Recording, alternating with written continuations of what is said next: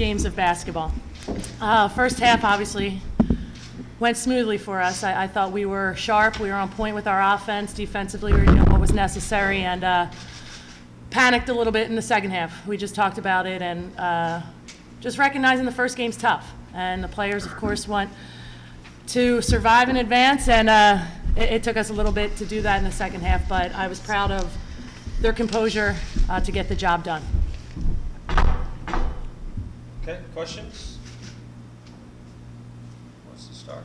Jody, go ahead. What created, the two halves that you're feeling, the two different type of games? I mean, they scored so they could press. Correct. I think that's one of the things. They didn't score in the first half.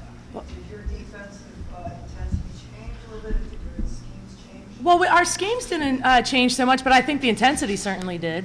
We came out fired up, ready to go, and with the pressure, our offense wasn't as smooth. It wasn't as fluid, so we weren't getting looks that we were getting early, and sometimes that dictates our defense. So I think the energy level dropped because our offense wasn't dictating the tempo of the game.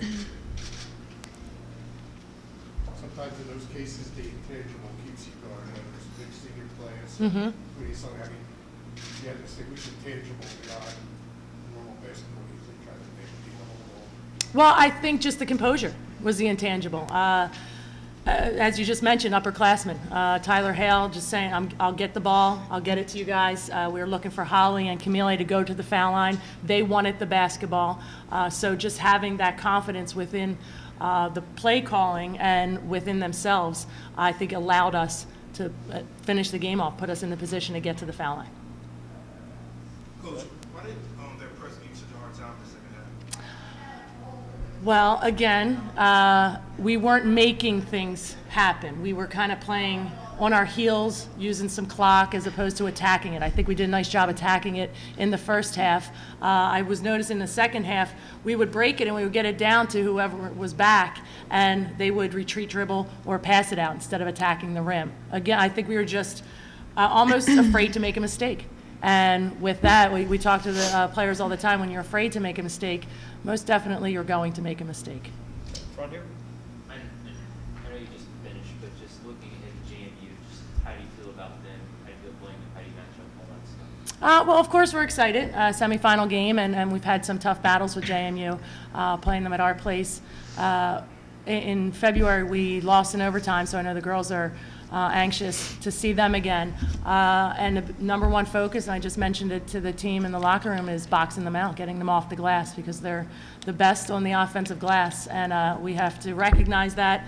I felt we did a decent job putting bodies on people, but maybe not getting our hands up today, and they took advantage of the offensive rebounds VCU did, so I know JMU certainly will.